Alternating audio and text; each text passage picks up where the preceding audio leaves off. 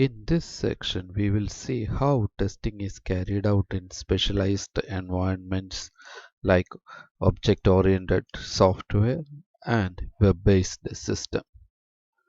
Object-oriented technology has evolved rapidly, and today most of the software development is happening based on this technology. The object model is based on data abstraction rather than function abstraction and thus manages the complexity. Thus, testing an object-oriented software is more challenging, and we will see how we can test an object-oriented software. So, what is the difference between conventional testing and object-oriented testing?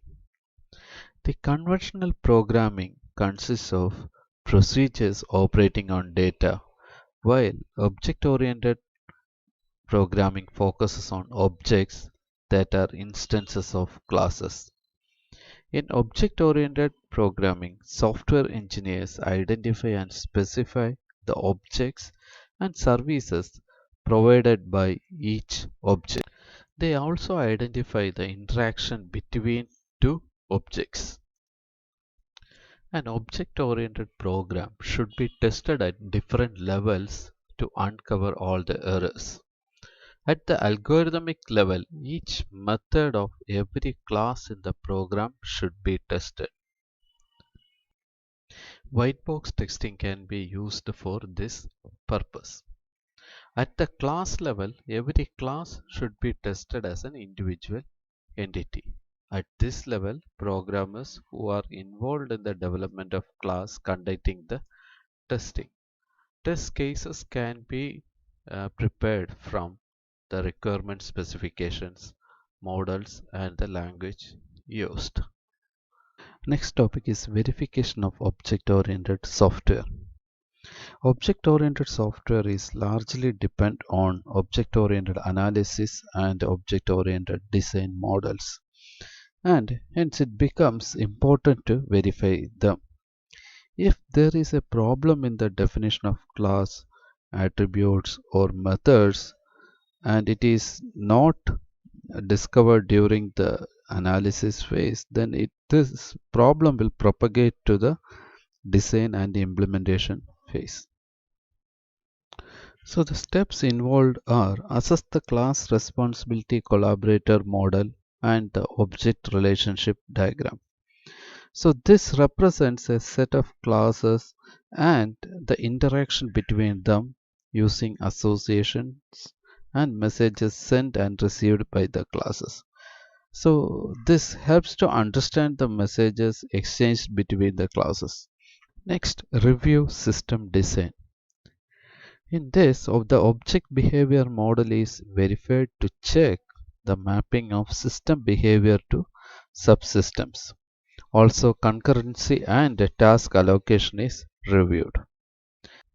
Next, the object model is tested against the object relationship network to ensure that all design objects contain necessary attributes and operations needed to implement the collaborations defined for each CRC card. Then review detailed specifications of algorithms used to implement the operations using conventional inspection techniques such as walkthroughs and reviews. So in the validation activities, how we will apply the validation activities in case of object-oriented software. Unit or module testing has no meaning in the context of object-oriented software. So because object-oriented software is based on the concept of classes and objects. So the smallest unit to be tested is a class. There are certain challenges on testing a unit, testing a class. First thing is a class cannot be tested directly because we need to create an instance of a class as object and then test it. Also, an abstract class cannot be tested as objects cannot be created. Next, the operations or methods in a class are same as functions in traditional procedure software. So we can test them using white box or black box method. However, in the context of object-oriented software, this isolated testing has no meaning. Thus, the method should also be tested with reference to a class or class hierarchy in the direction of complete testing of a class. One important issue in the class testing is the testing of inheritance. If some classes have been derived from a base class, then the independent base class testing is not sufficient. All derived classes in the hierarchy must also be tested depending on the kind of inheritance. There may be operations in a class that change the state of the object on their execution. Thus, these operations should be tested with the reference to the state change of object.